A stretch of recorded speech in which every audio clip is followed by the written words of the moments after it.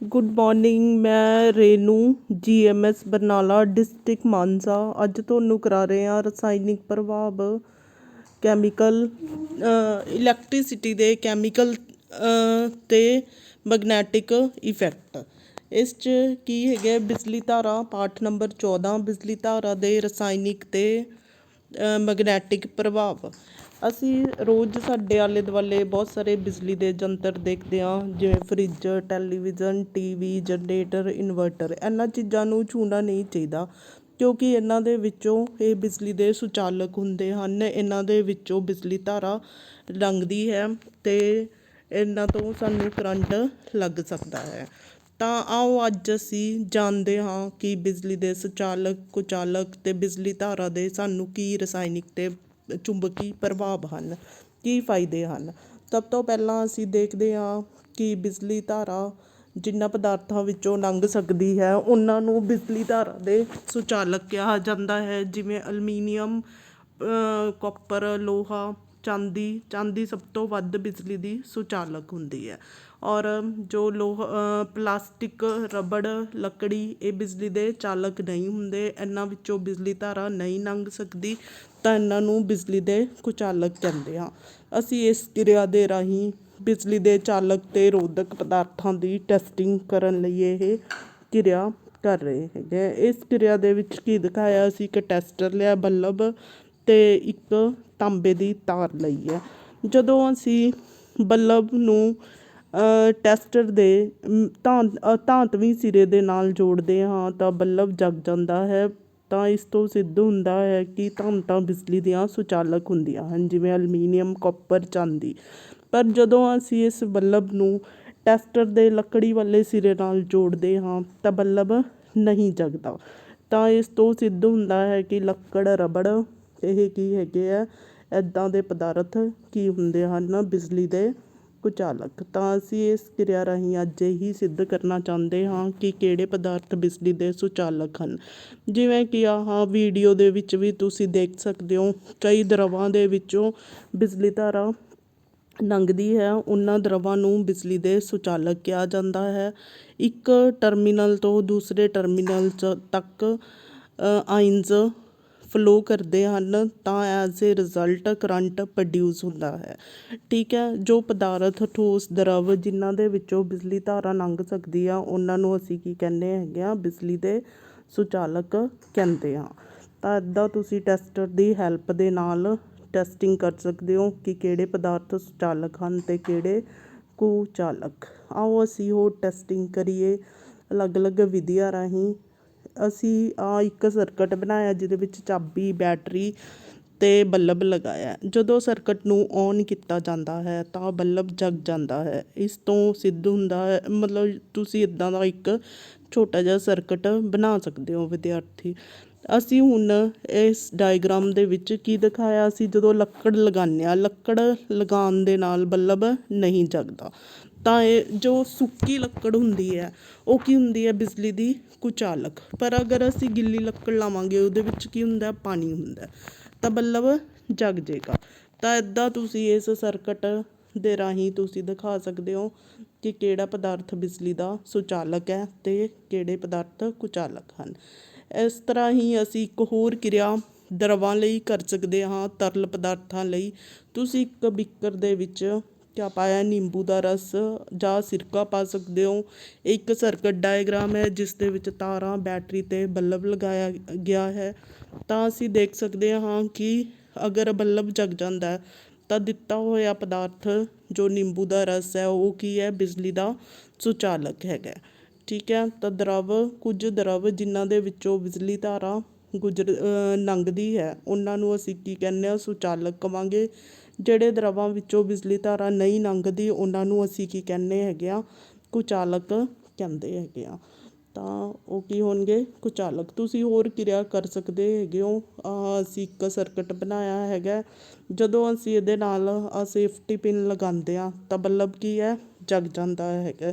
ਤਾਂ ਇਸ ਤੋਂ ਸਿੱਧ ਹੁੰਦਾ ਹੈ ਕਿਰਿਆ 'ਤੇ ਕਿ ਤੁਹਾਡਾ ਜਿਹੜਾ ਸੇਫਟੀ ਪਿਨ ਹੈ ਉਹ ਲੋਹੇ ਦਾ ਬਣਿਆ ਹੋਇਆ, ਬਿਜਲੀ ਦਾ ਸੁਚਾਲਕ ਹੈਗਾ। ਔਰ ਦਰਵਾਂ ਦਾ ਇਸ ਚਿੱਤਰ ਦੇ ਅਨੁਸਾਰ ਦਿਖਾਇਆ ਗਿਆ ਕਿ ਇੱਕ ਗਲਾਸ ਦੇ ਵਿੱਚ ਅਸੀਂ ਪਾਣੀ ਪਾਇਆ ਅਤੇ 2 ਇਲੈਕਟ੍ਰੋਡ ਲਗਾਏ ਹੈਗੇ ਆ, ਉਹਨਾਂ ਨੂੰ ਬਲਬ ਦੇ ਨਾਲ ਅਤੇ ਸੈੱਲ ਦੇ ਨਾਲ ਜੋੜਤਾ ਹੈਗਾ। ਤਾਂ ਬਲਬ ਜਦੋਂ ਅਸੀਂ ਪਾਣੀ ਨੂੰ ਗਰਮ ਕਰ ਰਹੇ ਹਾਂ ਜਾਂ ਪਾਣੀ ਦੇ ਵਿੱਚ ਇੱਕ ਡਰੋਪ ਨਮਕ ਦੀ ਜਾਂ ਸਲਫਿਊਰਿਕ ਐਸਿਡ ਦੀ ਅਸ਼ੁੱਧ ਪਾਣੀ ਬਣਾ ਲੈਂਦੇ ਹਾਂ ਤਾਂ ਉਹਦੇ ਵਿੱਚੋਂ ਕੀ ਨਿਕਲੇਗੀ, ਬਿਜਲੀ ਧਾਰਾ ਨਿਕਲੇਗੀ। ਪਹਿਲੀ ਡਾਇਗਰਾਮ ਦੇ ਵਿੱਚ ਦਿਖਾਇਆ ਕਿ ਬਲਬ ਜਗ ਜਾਂਦਾ ਗਰਮ ਕਰਨ 'ਤੇ ਜਾਂ ਜਦੋਂ ਉਹਦੇ ਵਿੱਚੋਂ ਕਰੰਟ ਪਾਸ ਕੀਤਾ ਜਾਂਦਾ। ਤਾਂ ਇਸ ਕਿਰਿਆ ਤੋਂ ਸਿੱਧ ਹੁੰਦਾ ਹੈ ਕਿ ਟੂਟੀ ਦਾ ਪਾਣੀ ਜਾਂ ਅਸ਼ੁੱਧ ਪਾਣੀ ਜੋ ਕਿ ਬਿਜਲੀ ਦਾ ਚੰਗਾ ਸੁਚਾਲਕ ਹੈ। ਪਰ ਡਿਸਟਿਲ ਵਾਟਰ ਕਸ਼ੀਦਤ ਪਾਣੀ ਬਿਜਲੀ ਦਾ ਕੁਚਾਲਕ ਹੁੰਦਾ ਕਿਉਂਕਿ ਉਹਦੇ ਵਿੱਚ ਪਾਣੀ ਦੇ ਆਇਨਸ ਨਹੀਂ ਹੋਣਗੇ। ਥੋੜ੍ਹਾ ਜਿਹਾ ਨਮਕ ਜਾਂ ਸਲਫਿਊਰਿਕ ਐਸਿਡ ਦੀ ਇੱਕ ਬੂੰਦ ਮਿਲਾਉਣ ਨਾਲ ਪਾਣੀ ਨੂੰ ਅਸੀਂ ਬਿਜਲੀ ਦਾ ਸੁਚਾਲਕ ਬਣਾ ਸਕਦੇ ਹੈਗੇ ਹਾਂ। ਅੱਜ ਕੱਲ੍ਹ ਘਰਾਂ ਦੇ ਵਿੱਚ ਬਿਜਲੀ ਦੀ ਵਰਤੋਂ ਬਚਾਉਣ ਲਈ ਅਸੀਂ LED ਬਲਬਾਂ ਦਾ ਯੂਜ਼ ਕਰ ਰਹੇ ਹੈਗੇ ਹਾਂ। ਇਸ ਤੋਂ ਬਾਅਦ ਬਿਜਲੀ ਧਾਰਾ ਦੇ ਚੁੰਬਕੀ ਪ੍ਰਭਾਵ। ਬਿਜਲੀ ਧਾਰਾ ਦੇ ਚੁੰਬਕੀ ਪ੍ਰਭਾਵ ਨੂੰ ਦਰਸਾਉਂਦੀ ਹੋਈ ਇਹ ਕਿਰਿਆ ਸਾਨੂੰ ਦਰਸਾ ਰਹੀ ਹੈਗੀ ਹੈ ਇਹਦੇ ਵਿੱਚ ਕਿ ਇੱਕ ਅਸੀਂ ਮਾਚਿਸ ਦੀ ਡਿੱਬੀ ਦੇ ਵਿੱਚ ਇੱਕ ਕੰਪਸ ਰੱਖੀ ਹੈਗੀ ਹੈ। ਤਾਂ ਕੰਪਸ ਕੀ ਹੈ, ਦੀ ਸੂਈ ਵਿਖੇਪਿਤ ਹੋਏਗੀ, ਡਿਫਲੈਕਟ ਹੋਏਗੀ। ਤਾਂ ਜਿਸ ਤੋਂ ਸਿੱਧ ਹੁੰਦਾ ਇੱਕ ਬਲਬ ਲਗਾਇਆ, ਤਾਰ ਲਗਾਈ ਹੈਗੀ ਹੈ। ਦੋਨੋਂ ਡਾਇਗਰਾਮਸ 'ਚ ਤੁਸੀਂ ਕਲੀਅਰਲੀ ਦੇਖ ਸਕਦੇ ਹੋ ਕਿ ਚੁੰਬਕੀ ਸੂਈ ਵਿਖੇਪਿਤ ਹੋਵੇਗੀ। ਤਾਂ ਇਸ ਤੋਂ ਸਿੱਧ ਹੁੰਦਾ ਹੈ ਕਿ ਜਿਸ ਤਾਰ ਦੇ ਵਿੱਚੋਂ ਬਿਜਲੀ ਧਾਰਾ ਲੰਘਦੀ ਹੈ ਉਸ ਦੇ ਆਲੇ ਦੁਆਲੇ ਚੁੰਬਕੀ ਪ੍ਰਭਾਵ ਹੁੰਦਾ ਹੈ, ਮੈਗਨੈਟਿਕ ਇਫੈਕਟ ਹੁੰਦਾ ਹੈ। ਔਰ ਚੁੰਬਕ ਦੇ ਬੈਟਰੀ ਦੇ ਟਰਮੀਨਲ ਚੇਂਜ ਕਰਨ ਦੇ ਨਾਲ ਤਾਂ ਚੁੰਬਕੀ ਸੂਈ ਦਾ ਵਿਖੇਪਣ ਵੀ ਕੀ ਹੋ ਜਾਂਦਾ, ਚੇਂਜ ਹੋ ਜਾਂਦਾ। ਤਾਂ ਇਸ ਤੋਂ ਸਿੱਧ ਹੁੰਦਾ ਹੈ ਕਿ ਜਿਸ ਤਾਰ ਦੇ ਵਿੱਚੋਂ ਬਿਜਲੀ ਧਾਰਾ ਲੰਘਾਈ ਜਾਂਦੀ ਹੈ ਉਹ ਤਾਰ ਨਾਲੇ ਤਾਂ ਗਰਮ ਹੋ ਜਾਂਦੀ ਹੈ, ਨਾਲੇ ਉਸ ਤੋਂ ਚੁੰਬਕੀ ਸੂਈ ਕੀ ਹੈ, ਵਿਖੇਪਿਤ ਹੋਏਗੀ। ਆਹ ਕਿਰਿਆ ਅਸੀਂ ਇੱਕ ਕਿਰਿਆ ਕੀਤੀ ਹੈਗੀ ਹੈ। ਇਹਦੇ ਵਿੱਚ ਦਿਖਾਇਆ ਕਿ ਜਦੋਂ ਤਾਰ ਦੇ ਵਿੱਚੋਂ ਬਿਜਲੀ ਲੰਘਾਈ ਜਾਂਦੀ ਹੈ ਤਾਂ ਚੁੰਬਕੀ ਸੂਈ ਕਿਆ ਹੁੰਦੀ ਹੈ, ਡਿਫਲੈਕਟ ਹੁੰਦੀ ਹੈ। ਤਾਂ ਇਸ ਤਰ੍ਹਾਂ ਤੁਸੀਂ ਟੈਸਟਿੰਗ ਵੀ ਕਰ ਸਕਦੇ ਹੋ ਕਿ ਕਿਹੜੇ ਪਦਾਰਥ ਕੰਡਕਟਰ ਹਨ, ਸੁਚਾਲਕ ਹਨ ਅਤੇ ਕਿਹੜੇ ਰੋਧਕ। ਜਿਵੇਂ ਸਿਲਵਰ, ਚਾਂਦੀ, ਸੋਨਾ, ਸਾਲਟ ਸੋਲਿਊਸ਼ਨ, ਐਸਿਡਿਕ ਸੋਲਿਊਸ਼ਨ, ਉਹ ਕੀ ਹੋਣਗੇ, ਬਿਜਲੀ ਦੇ ਸੁਚਾਲਕ ਹੋਣਗੇ। ਔਰ ਬਿਜਲੀ ਦੇ ਰੋਧਕ ਪਦਾਰਥ ਜਿਵੇਂ ਪਲਾਸਟਿਕ, ਰਬੜ, ਠੀਕ ਹੈ, ਇਹ ਕੀ ਹੋਣਗੇ, ਇਨਸੂਲੇਟਰ, ਜਾਂ ਇਹਨਾਂ ਨੂੰ ਕੀ ਕਹਿ ਸਕਦੇ ਹਾਂ ਅਸੀਂ, ਰੋਧਕ ਪਦਾਰਥ। ਤੁਸੀਂ ਆਹ ਸੂਚੀ ਤਿਆਰ ਕਰ ਸਕਦੇ ਹੋ ਇੱਦਾਂ ਜਿਵੇਂ ਸਿਰਕਾ ਲਿਖਿਆ ਹੈਗਾ। ਤਾਂ ਇਹਦੇ ਰਾਹੀਂ ਚੁੰਬਕੀ ਸੂਈ ਵਿਖੇਪਿਤ ਹੋਏਗੀ ਕਿ ਨਹੀਂ, ਹਾਂ ਲਿਖ ਕੇ, ਠੀਕ ਹੈ। ਟੂਟੀ ਦਾ ਪਾਣੀ ਅਸ਼ੁੱਧ ਹੁੰਦਾ ਤਾਂ ਚੁੰਬਕੀ ਸੂਈ ਕੀ ਹੈ, ਵਿਖੇਪਿਤ ਹੋਏਗੀ।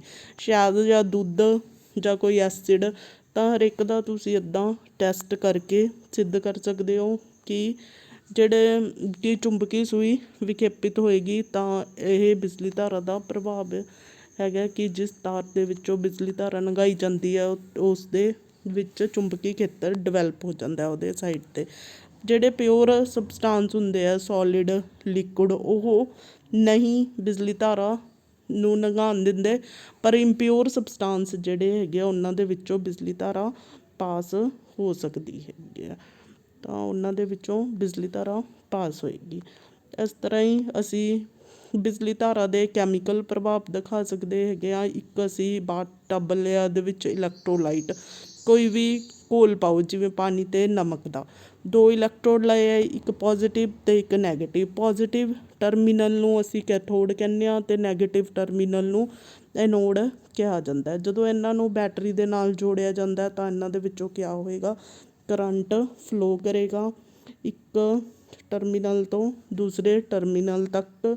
ਤਾਂ ਇੱਦਾਂ ਬਿਜਲੀ ਧਾਰਾ ਦੇ ਰਸਾਇਣਿਕ ਪ੍ਰਭਾਵ ਦਰਸਾ ਸਕਦੇ ਹੋ। ਤੁਸੀਂ ਡੇਲੀ ਲਾਈਫ 'ਚ ਦੇਖਦੇ ਹੋ ਜਿਸ ਵੀ ਤਾਰ 'ਚੋਂ ਬਿਜਲੀ ਲੰਘਦੀ ਹੈ ਉਹ ਗਰਮ ਹੋ ਜਾਂਦੀ ਹੈ, ਜਿਵੇਂ ਪ੍ਰੈਸ, ਹੀਟਰ, ਠੀਕ ਹੈ। ਇੱਦਾਂ ਦੀਆਂ ਐਗਜ਼ਾਮਪਲਸ ਤੁਸੀਂ ਦੇਖ ਸਕਦੇ, ਟੋਸਟਰ। ਤਾਂ ਇਹ ਸਾਡੀ ਰੋਜ਼ਾਨਾ ਜ਼ਿੰਦਗੀ ਦੀਆਂ ਉਦਾਹਰਨਾਂ ਹਨ ਕਿ ਇੱਕ ਕਰੰਟ ਕੈਰਿੰਗ ਵਾਇਰ ਦੇ ਵਿੱਚੋਂ ਜਦੋਂ ਬਿਜਲੀ ਧਾਰਾ ਲੰਘਦੀ ਹੈ ਤਾਂ ਉਹ ਆਟੋਮੈਟਿਕਲੀ ਹੀਟ ਹੋ ਜਾਂਦੇ ਆ। ਤਾਂ ਬਿਜਲੀ ਧਾਰਾ ਦੇ ਪ੍ਰਭਾਵ ਕਿਹੜੇ ਕਿਹੜੇ ਹੋ ਗਏ, ਹੀਟ ਹੋਣਾ, ਰਸਾਇਣਿਕ ਪ੍ਰਭਾਵ ਅਤੇ ਚੁੰਬਕੀ ਪ੍ਰਭਾਵ। ਇਹ ਸਾਰੀਆਂ ਕਿਰਿਆਵਾਂ ਸਾਨੂੰ ਇਹ ਦਰਸਾ ਰਹੀਆਂ ਹਨ ਕੀ ਯੂਜ਼ਸ ਹੈਗੇ ਆ ਬਿਜਲੀ ਧਾਰਾ ਦੇ। ਜਿਵੇਂ ਪਹਿਲੀ ਕਿਰਿਆ 'ਚ ਦਿਖਾਇਆ ਹੈਗਾ ਕਿ ਚੁੰਬਕੀ ਸੂਈ ਦਾ ਵਿਖੇਪਣ ਹੋ ਜਾਂਦਾ ਹੈਗਾ। ਔਰ ਬਿਜਲੀ ਧਾਰਾ ਨੂੰ ਅਸੀਂ ਯੂਜ਼ ਕਰਕੇ ਇਲੈਕਟ੍ਰੋਪਲੇਟਿੰਗ ਕਰ ਸਕਦੇ ਹਾਂ, ਮੁਲੰਮਾਕਰਨ ਜਿਹਨੂੰ ਕਹਿੰਦੇ ਆ। ਇੱਕ ਧਾਤ ਦੇ ਉੱਤੇ ਦੂਸਰੀ ਧਾਤ ਦੀ ਪਰਤ ਚੜ੍ਹਾ ਸਕਦੇ ਹੋ। ਜਿਵੇਂ ਆਹ ਦਿਖਾਇਆ ਇੱਕ ਚਾਬੀ ਹੈ, ਉਹਦੇ ਉੱਤੇ ਅਸੀਂ ਕਾਪਰ ਦੀ ਪਰਤ ਚੜ੍ਹਾ ਰਹੇ ਹੈਗੇ ਹਾਂ। ਕਿਵੇਂ ਚੜ੍ਹਾਵਾਂਗੇ? ਇੱਕ ਟਰਮੀਨਲ ਨੂੰ ਜਿਹੜਾ ਅਸ਼ੁੱਧ ਹੈ, ਜਿਹਦੀ ਪਰਤ ਚੜ੍ਹਾਉਣੀ ਹੈ, ਜਿਵੇਂ ਕਾਪਰ ਹੈ, ਉਹਨੂੰ ਅਸ਼ੁੱਧ ਕਾਪਰ ਦੀ ਪਲੇਟ ਨੂੰ ਐਨੋਡ ਬਣਾਇਆ ਜਾਂਦਾ, ਔਰ ਜਿਸ ਪਦਾਰਥ 'ਤੇ ਅਸੀਂ ਚੜ੍ਹਾਉਣਾ ਉਸ ਨੂੰ ਕੀ ਬਣਾਇਆ ਜਾਂਦਾ? ਕੈਥੋਡ ਬਣਾਇਆ ਜਾਂਦਾ। ਔਰ ਘੋਲ ਵੀ ਉਸੇ ਦਾ ਹੀ ਲਵਾਂਗੇ, ਜਿਵੇਂ ਕਾਪਰ ਸਲਫੇਟ ਦਾ ਘੋਲ ਇਹਦੇ ਵਿੱਚ ਪਾਇਆ ਹੈਗਾ। ਇਹਨਾਂ ਨੇ ਕਾਪਰ ਪਲੇਟ ਨੂੰ ਕੀ ਬਣਾਇਆ? ਐਨੋਡ। ਜਿਸ ਨੂੰ ਚੜ੍ਹਾਉਣਾ ਹੈ, ਠੀਕ ਹੈ, ਉਸ ਦਾ ਐਨੋਡ ਬਣਾਇਆ ਜਾਂਦਾ। ਜਿਸ ਉੱਤੇ ਚੜ੍ਹਾਇਆ ਜਾਣਾ ਉਸ ਨੂੰ ਕੈਥੋਡ ਬਣਾਇਆ ਜਾਣਾ। ਪੋਜ਼ੀਟਿਵ ਟਰਮੀਨਲ ਕੈਥੋਡ ਹੁੰਦਾ ਅਤੇ ਨੈਗੇਟਿਵ ਟਰਮੀਨਲ ਕੀ ਹੁੰਦਾ? ਐਨੋਡ ਹੁੰਦਾ। ਇਹਦੇ ਵਿੱਚ ਇਲੈਕਟ੍ਰੋਲਾਈਟ ਦਾ ਘੋਲ ਕਿਹੜਾ ਪਾਵਾਂਗੇ? Copper sulphate. ਤਾਂ ਆਇਨਸ ਜਿਹੜੇ ਹੈਗੇ ਆ ਇੱਕ ਟਰਮੀਨਲ ਤੋਂ ਦੂਸਰੇ ਟਰਮੀਨਲ 'ਤੇ ਜਾਣਗੇ, ਐਨੋਡ ਤੋਂ ਕੈਥੋਡ ਕੰਨੀ ਜਾਣਗੇ, ਪੋਜ਼ੀਟਿਵ ਤੋਂ ਵੱਧ ਘਣਤਾ ਤੋਂ ਘੱਟ ਘਣਤਾ ਕੰਨੀ ਜਾਣਗੇ। ਇਸ ਤਰ੍ਹਾਂ ਤੁਹਾਡੀ ਜਿਸ ਤਰ੍ਹਾਂ ਚਾਬੀ 'ਤੇ ਦਿਖਾਇਆ ਹੈਗਾ, ਇਹ ਕੈਥੋਡ ਸੀਗੀ, ਤਾਂ ਇਹਦੇ ਉੱਤੇ ਇਲੈਕਟ੍ਰੋਪਲੇਟਿੰਗ ਹੋ ਜਾਂਦੀ ਹੈ। ਇਲੈਕਟ੍ਰੋਪਲੇਟਿੰਗ ਦੇ ਫਾਇਦੇ ਕੀ ਹੈਗੇ ਆ? ਕਿਉਂ ਕਰਦੇ ਹਾਂ ਅਸੀਂ ਇਲੈਕਟ੍ਰੋਪਲੇਟਿੰਗ? ਕਿਉਂ ਕਰ ਰਹੇ ਹੈਗੇ ਆ? ਕੀ ਯੂਜ਼ਸ ਹੈਗੀਆਂ ਇਹਦੀਆਂ? ਅਸੀਂ ਇਹ ਪੜ੍ਹਨ ਲੱਗਿਆਂ। ਕਈ ਤਰ੍ਹਾਂ ਦੇ ਪਦਾਰਥ ਇਲੈਕਟ੍ਰੋਪਲੇਟਿੰਗ ਜਾਂ ਬਿਜਲੀ ਮੁਲੰਮਾਕਰਨ। ਅਸੀਂ ਕੀ ਕਰਦੇ ਹੈਗੇ ਆ? ਤਾਂਬੇ ਦੀ ਪਲੇਟ ਅਤੇ ਕਾਪਰ ਸਲਫੇਟ ਦਾ ਸੋਲੂਸ਼ਨ ਲਿਆ। ਅਸ਼ੁੱਧ ਤਾਂਬੇ ਦੀ ਪਲੇਟ ਨੂੰ ਐਨੋਡ ਅਤੇ ਸ਼ੁੱਧ ਨੂੰ ਕੈਥੋਡ ਬਣਾਇਆ ਜਾਂਦਾ। ਇਸ ਤਰ੍ਹਾਂ ਐਨੋਡ ਤੋਂ ਕੈਥੋਡ ਕੰਨੀ ਕਾਪਰ ਆਇਨ ਕਿਆ ਹੋਣਗੇ? ਟਰਾਂਸਫਰ ਹੋਣਗੇ ਬੈਟਰੀ ਦੇ ਰਾਹੀਂ, ਤਾਰ ਦੇ ਰਾਹੀਂ, ਤਾਂ ਬਿਜਲੀ ਦਾ ਮੁਲੰਮਾਕਰਨ ਹੋ ਜਾਂਦਾ। ਇਸ ਨੂੰ ਅਸੀਂ ਕਿਸ ਲਈ ਯੂਜ਼ ਕਰਦੇ ਹੈਗੇ ਆ? ਇੱਕ ਧਾਤ 'ਤੇ ਦੂਸਰੀ ਧਾਤ ਦੀ ਪਰਤ ਚੜ੍ਹਾਉਣ ਲਈ। ਜਿਵੇਂ ਆਇਰਨ ਵਗੈਰਾ ਦੀਆਂ ਵਸਤੂਆਂ ਨੂੰ ਕੀ ਲੱਗ ਜਾਂਦਾ ਹੈਗਾ?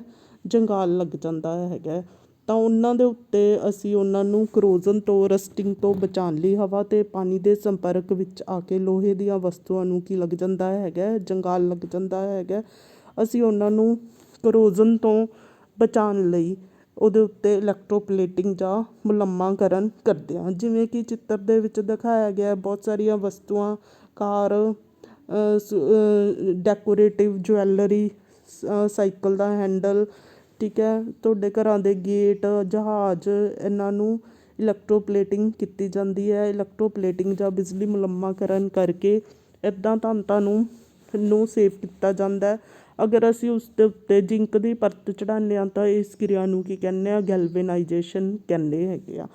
ਤਾਂ ਔਰ ਇਸ ਦੇ ਵਿੱਚ ਦਿਖਾਇਆ ਕਿ ਚੁੰਬਕੀ ਸੂਈ ਦਾ ਡਿਫਲੈਕਸ਼ਨ ਹੋ ਰਹੀ ਹੈ।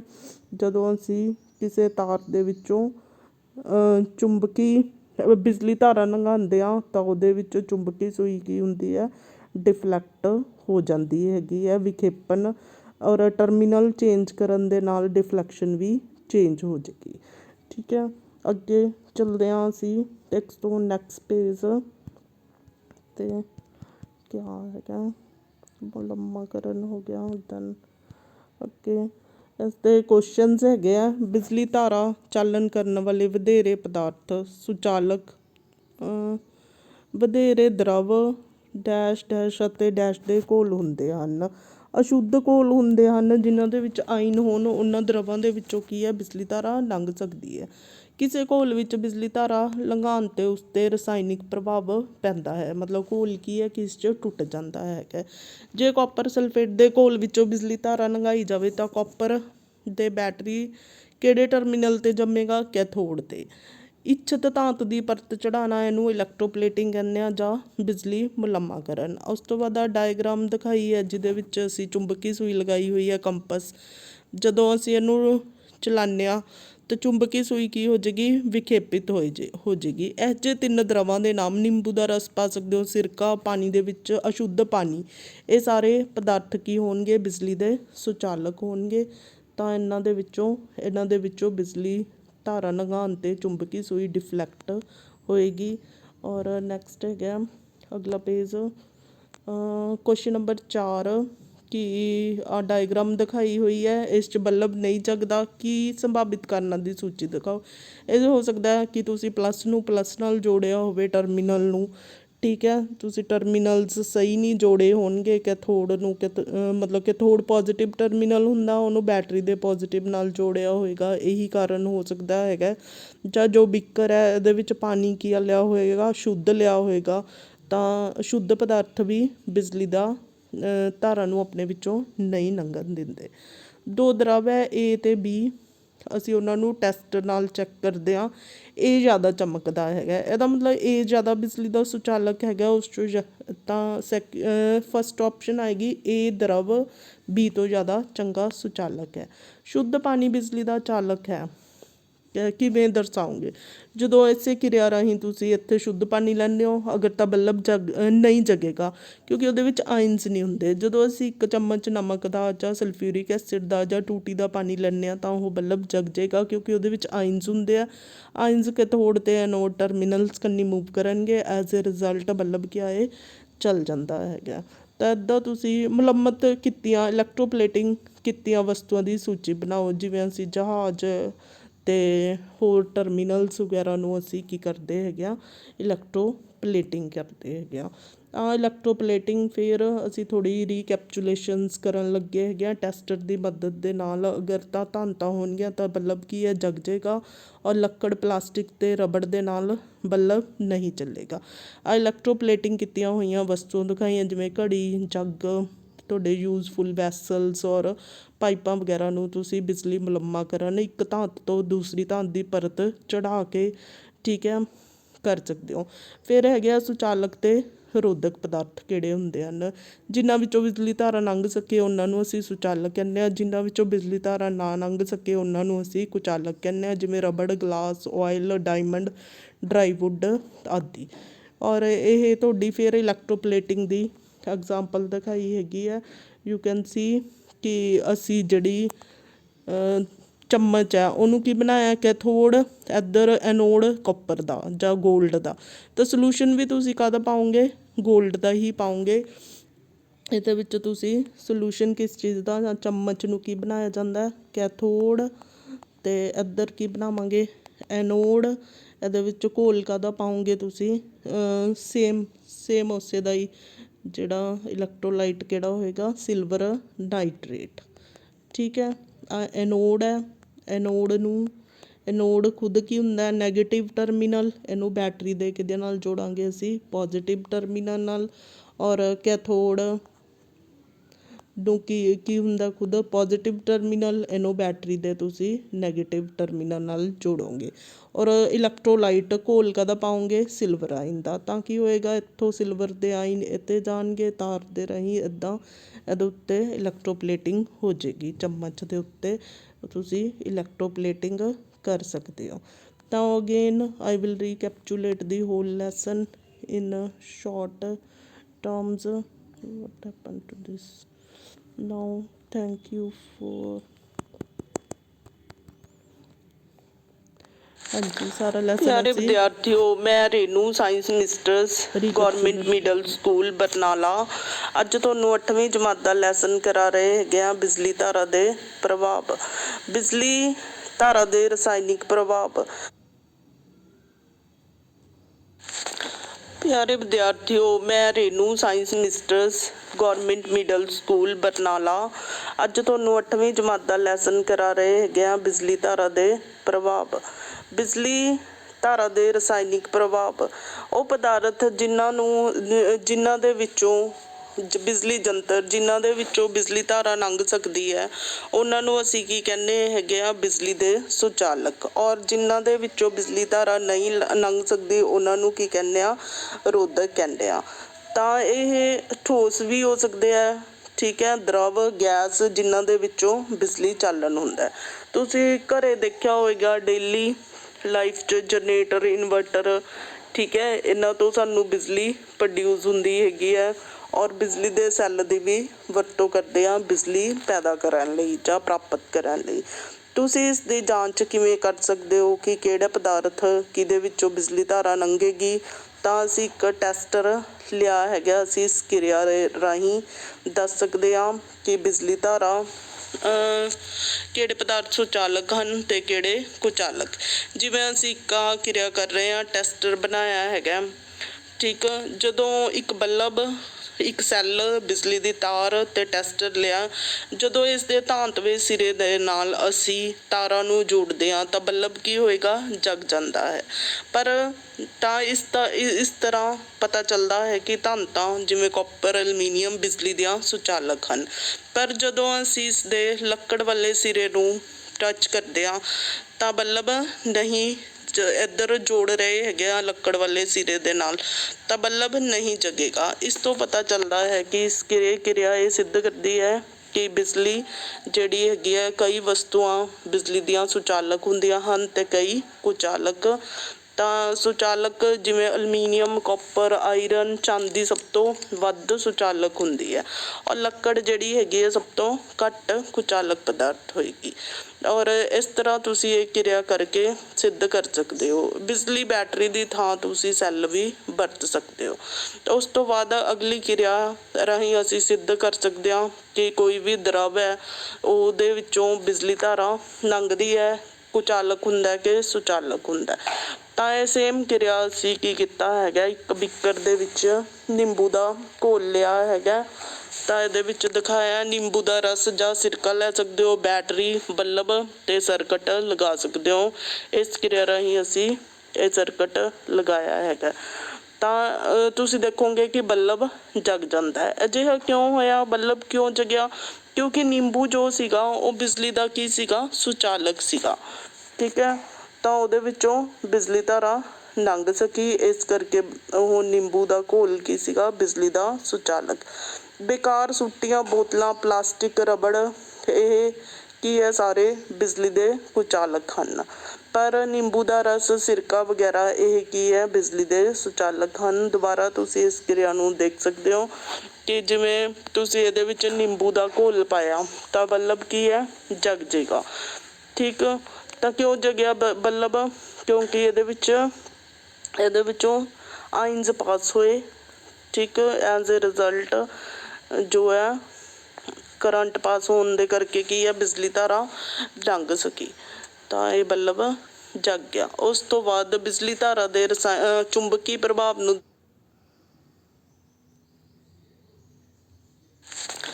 ਪਿਆਰੇ ਵਿਦਿਆਰਥੀਓ, ਮੈਂ ਰੇਨੂ, ਸਾਇੰਸ ਮਿਨਿਸਟਰ,